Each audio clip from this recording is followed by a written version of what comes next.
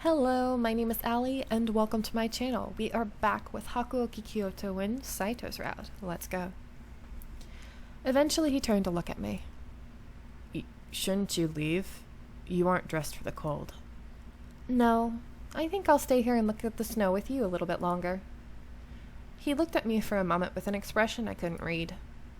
You are strange. He turned back around as the snow fell silently around us. He blinked and looked at me. Is something wrong? Do you wish to speak? Due to the fact that I tried to record this earlier and it just was an epic fail, it's already blue, but that's the one we're going to do. The do you want to, play? I was just thinking that maybe you'd like to, play in the snow instead of just watching it. Play? What do you suggest? Well, we can make a snowman or a fort or something. I guess a snowball fight wouldn't be very fun with just two people. His eyes widened. That expression. A snowman and a fort? That sounds like something a child might say. Really? Am I that childish? I did not intend to be rude. Pay it no mind. He turned around again, slightly more quickly, I thought, and looked at the snow. In any event, I doubt there is enough here to construct a snowman. It will likely have melted by afternoon. Oh, yeah. I felt a little smaller. He seemed to like the snow so much, but I felt like there had to be something I could do to make him happy. Of course. Oh, do you want to make a snow bunny? What is a snow bunny? Fun fact about me, I used to have pet rabbits. I think altogether I've had, let me think. Okay, I'll name off the names. Don't judge with the first name. I named the first one Polly Pocket because I was 3 years old, so yeah. So I had Polly Pocket, Lucy, Henry, Blossom, what was the other one's name? Benny, and Ollie. So I've had about 6 rabbits all my life. If you have kids, do not get a rabbit for the child or anything like that because their bones break so easily that they can even die from the broken bone. So, and they're one of the most expensive pets you can have. That's why we had to get rid of the other 3. We had to send them to a bunny rescue because it was just, we couldn't afford that with our son and everything. It was, we weren't going to do it. So, yeah, that's the end of that fun fact. His eyebrows pulled down almost imperceptibly. Oh, come on. Don't tell me you don't know. Yeah, I've never heard of a snow bunny either. When I was a kid, I'd make them for my dad every time it snowed. I've never heard of them. You and me both, Saito. Then I'll make you one right now. Hold on. You don't need to trouble yourself on my account. Oh, don't worry. It'll only take a second. Run! As I spoke, I began to search the yard for berries and leaves to fashion its eyes and ears. Form. Whatever.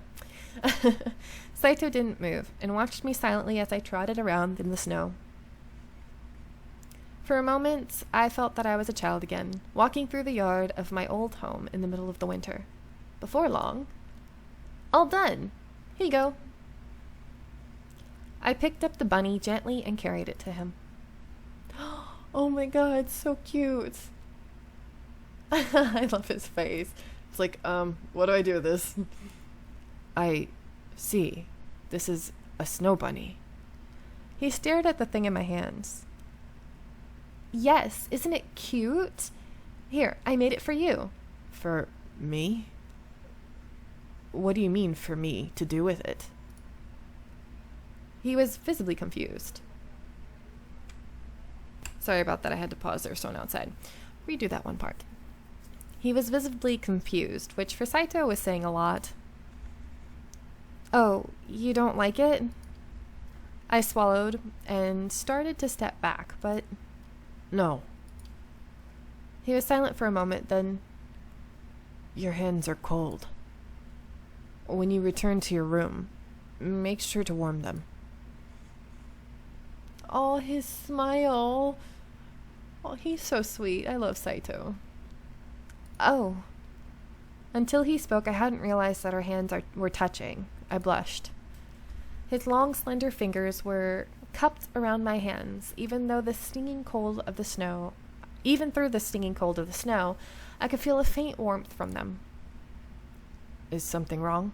Your cheeks are red. Do you have frostbite? No, that's not it. With his deep blue eyes looking into mine, I felt very shy suddenly, and I rushed to pull my hands away. We should return. If you were to catch ill, Hijikata would be displeased with me. Oh, right. He looked down at the snow bunny I had unceremoniously deposited in his hands. When I withdrew, he smiled. I am pleased to receive your snow bunny. He is so sweet. I love Saito. He's got like the really soft heart. He's so kind. Oh my god. Unfortunately, I fear it will melt soon. There was a hint of kindness in his normally flat tone. He inclined his head to me, then turned and walked toward the main temple. As I watched him go, I could still feel the warmth of his hands on mine. Girl, you got a crush. The snow bunny remained on Saito's windowsill until the snow melted. Aw, that's cute that he kept it. Nagakira and Heisuke saw it and laughed. Who knew, they said. Saito got so excited when it snowed that he made a snow bunny. I guess he was a kid once. It's so cute that he kept it. Oh my gosh, he's got like a child's heart.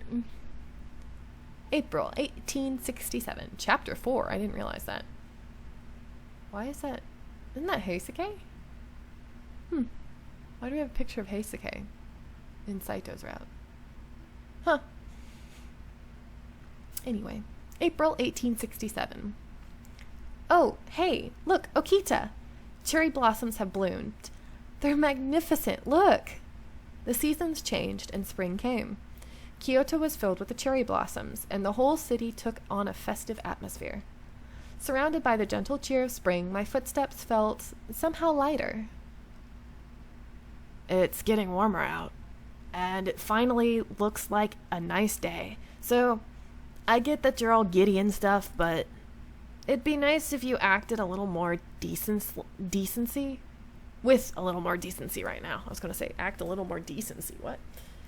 I gasped and turned around and looked at my surroundings. The townsmen were looking at me dubiously as I expressed my excitement over the weather. Okay, I'll be careful.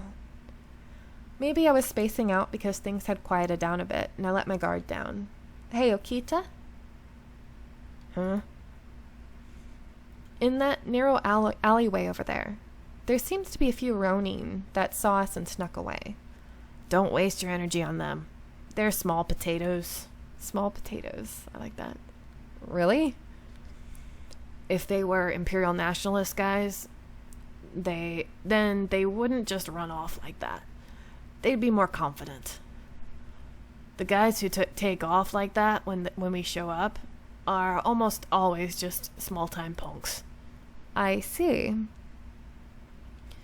But honestly, I don't think there are any Ronin left in Kyoto with the balls to start something with us. The Shinsengumi's gotten pretty famous around Kyoto, hasn't it? That uniform stands out a lot, too. Well, could be infamous, depending on who you ask. When the men wore their uniforms, people seemed to notice them at first glance, which at first probably seemed like a good thing, but their uniform had become a symbol. But there was some argument among the Shinsengumi about if they should adopt a new one. Some people, such as Ito, felt that the uniform should be changed because it wasn't fashionable. Oh god, Ito. Ito drives me nuts. Is Ito back from the Imperial territories yet? Yeah, I think so. Can't say I'd have minded if he just stayed out there, though. Aw, don't be like that. He went to go recruit some of his friends and acquaintances, right? That's what he says, but I gotta wonder how far he really went. I didn't hear the details, but I heard he went to more places than he originally planned. If he put in all that effort, then he must really care about the Shinsengumi, right? That's what you think? Am I wrong? No, not really. He said it in a suggestive way. Kondo's too nice. He should just kill Ito. You really shouldn't, Okita. How could you joke about killing one of your companions? A companion, huh? He scoffed, then fell silent. Ever since he had first arrived, Okita and the rest of... sorry about that. Okita and the rest had never seemed to like Ito much, but when he said it aloud in public, it still surprised me. I glanced around to make sure no one had been paying attention. Oh. There in the crowd, a face I'd seen before. I stopped walking. Kaoru? The face that looked back could easily have been mine. There was no way I could have ever mistaken that face. But no sooner than when I spotted her had she disappeared, melting into the crowd. Kaoru! Hey! He made a grab for my arm, but I had already moved out of his reach. I might get in trouble for it, but if I didn't go quickly, I'd lose her. Oh, Okita, there's something I have to do. I caught a glimpse of his confused face as I ducked into the crowd. How many times do I have to tell her not to run off without permission? Why can't she look at this from my point of view? Run! I ran through the crowd as fast as I could, bobbing and weaving around citizens going about their business, until at last I caught up to her. She was Kaoru, no mistake. What's the matter? You seem to be out of breath. Sorry for surprising you, that is. Kaoru? Do you remember me? Yes. You were with the Shinsengumi. I remember you. May I ask you something? What is it? I gulped. I knew I had to choose my words carefully when asking her. One of the Shinsengumi saw a girl who looked like me at the Sanjo Ohashi Bridge a while ago. Could that have been you? I don't know. I do go by Sanjo Ohashi fairly often. But if I were there, would that have been a problem? Oh. I was embarrassed for asking her what seemed to be an irrelevant question, but her eyes thinned. Perhaps what you truly wanted to ask me is whether I've been there at night. Am I right? Could it be? If it was an autumn night and you got in the Shinsengumi's way. Then you and I are gonna need to handle a little talk. What the heck? Then you and I are gonna have to have a little talk. I can't read as Okita. I don't want to give away all the details, but it ends with your death. Oh, Okita. I hadn't realized he caught up to with me so quickly. Oh, you're Okita from the Shinsengumi. Thank you for helping me the other day. She bowed, but Okita didn't even seem to notice. So, you're going to answer the question? Were you there that night? Okita wore the same half smile he always did, but his body was as tight as a bowstring, ready to have his blade in hand at a moment's notice. My death? Please don't say scary things like that. Lots of people pass by Sanjo Ohashi during the day. At night, though, I don't go near it, because of the notice board stuff. I can't believe you suspect me, but because my face happens to look like someone else. She sadly looked down. I rushed to shake my head. Oh, of course, I understand. Sorry for asking something so rude. I guess it really wasn't her. I felt embarrassed for even doubting her for a second, so I apologized.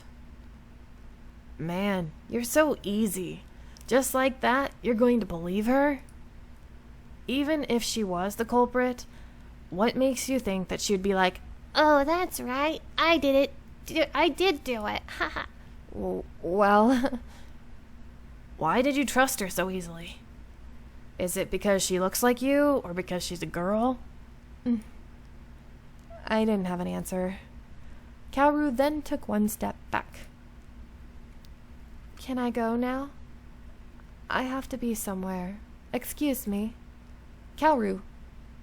She turned and ducked away, disappearing back into the crowd. Had I done the right thing, I wondered, in covering for her? I was pondering whether or not I should chase again, and I heard Okita begin coughing. Okita, are you okay?